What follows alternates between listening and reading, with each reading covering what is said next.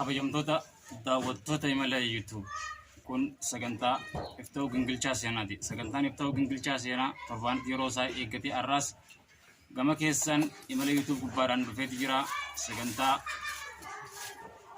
ifta'uu gingilchaa seenaati wajjin turtii gaarii akka qabaatan shakkii takka hin qabnu. Gamanumaan imala YouTube Kamaal Saddiq subscribe like share godhuu hin dagatinaa jecha har'aaf mee nuti ifta'uu keenyaan duratti eega taane namni iftee wal taha kan wal ta'e immoo waliif taha jennee yeroo hedduu deebinee dubbachaa turre.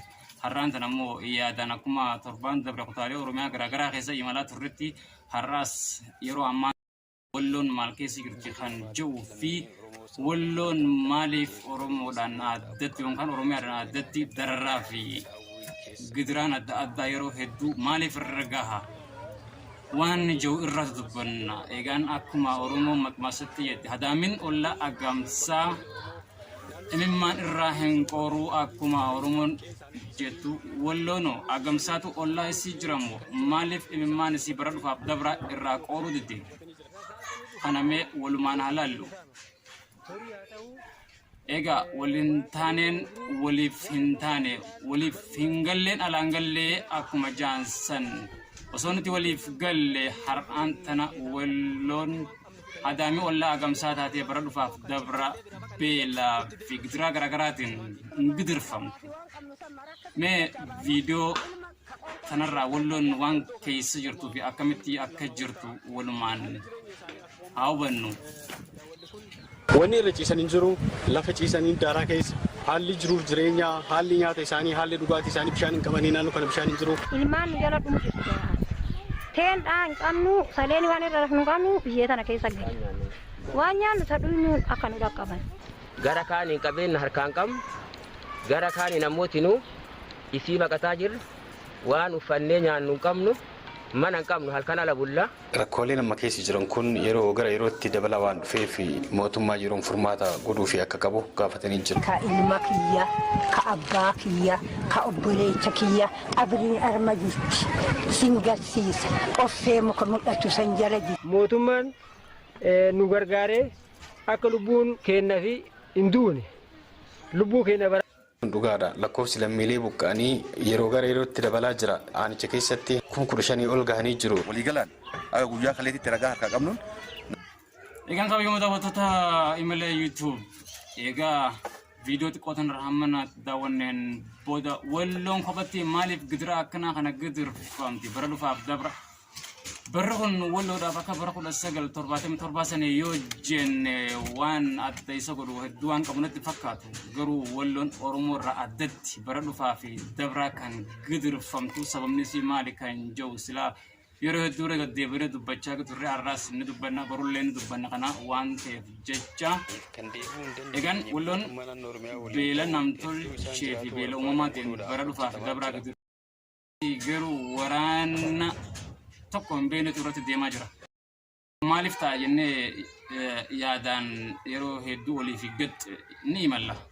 Egaa isii qofa miti. Boorannis addatti yeroo hunda beela uumamaatii fi hongee garaagaraatiin yeroo hunda dararamaa keessumattuu bara kana jechuudha. Barra kun Booranaa fi Walloodhaaf addatti bara addaa ta'eeti mul'ataa jira.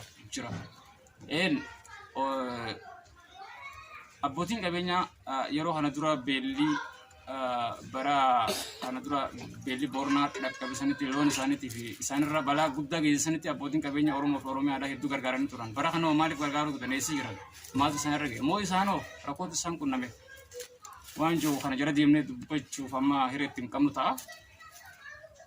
Walloo fi Booranni haala kana keessatti maaliif gidirfamamee viidiyoo Booranaa kana xiqqoo irra halaallu waan walloo irra gahaa jiru kanaas immoo suuraa kanarraa waa hedduu hubachuu dandeenya. Suuraa kana akkuma agartan kanatti loon Booranaa hedduun dhumaniiti. Booranni bu'uurri jireenya uummata Booranaa loon irra gad dhaabbata. Loon kana immoo yoo dhume bu'uurri jireenya Booranaa eessiira. Yookaan eenyu irratti qofa kan jiru gaafii nuuf haa ta'u Oromoota hundumaafuu akka gaafii ta'uun barbaada. Mee viidiyoo suuraa kanarraa waa hubanneetu walitti deebina.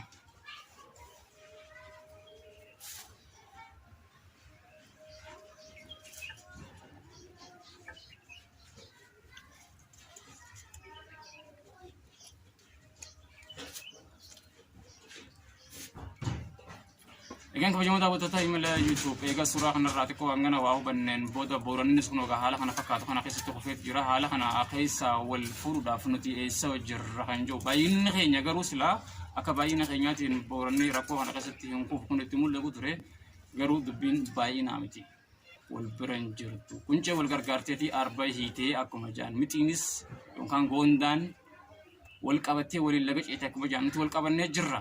Harki keenya wal qabee jira osoo harki keenya wal qabee silaa garam meeqaan duulii nurratti hin banamu duulii gara wallootiin gara booranaatiin gara gargaraatiin garuu garri biraa nagaa qabeechuuf yoo son ta'in wallootii booranni keessaa adda jeetiin wallootii boorana qofa kaasee dubbadde gama wallootti ammas oguu deemee waa xiqqoommas viidiyoo waraabamte kanarraa walloon buqqaatee mana isaanirraa ala bahanii ogaa jiran kanatti mee warree walloo warreen buqqaanii ala jiran irraa kun haala kanaan ibsanii jiranitti haala isaanitti ibsan kana mee walumaan irraa qofa hubannu.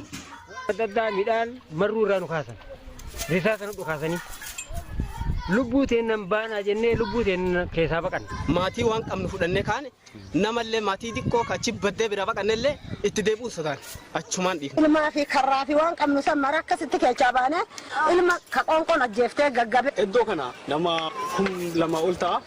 Haalli jireenya isaanii akkuma daawwadhi kun wanni irra ciisan hin jiru lafa ciisanii daaraa keessa haalli jiruuf jireenya haalli nyaata isaanii haalli dhugaatii isaanii bishaan hin qabanii naannoo kana bishaan hin jiru. Ilmaan nu jala dhumti sigaraa. Teen dhaan qabnu saleeni waan irra rafnu qabnu biyyee tana keessa gala. Waan nyaannu sadhuunuun akka nu dhaqqaban. Gara kaaniin qabeenya harkaan qabnu gara kaaniin namootinu isii baqataa jirra. Waan uffanne nyaannu qabnu mana qabnu halkan ala bulla. Rakkoolee nama keessa jiran kun yeroo gara yerootti dabalaa waan dhufeef mootummaan yeroo furmaata godhuu fi akka qabu gaafatanii jiru. Ka ilma kiyya, ka abbaa kiyya, ka obboleessa kiyya abrii arma jirti.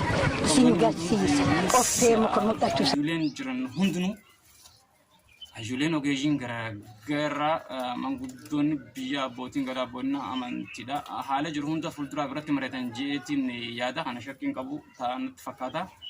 Haala kana eegarraa hubanne booda har'aaf wanti hanganuma ture viidiyoo kana irraa waa hubachaa har'aa viidiyoo kana wajjin waan farqa qabnu fannee waan jiru keenyaan nagaatti isin gachaa immoo chaanala keenya imala YouTube kamar sadii Joseph Ergoon indagatu nagacha harabuni farqa qabnu hanganuma ture viidiyoo kana immoo ittiin daawwachaa irraa waan hubatan hubachaa har'aaf hanganuma ture hangama keenyaan nagaatti isin jeetiin jira warra torbaan nu aguru torban nagaa nu aguru warra torban nagaa walitti deebi'u nu aguru.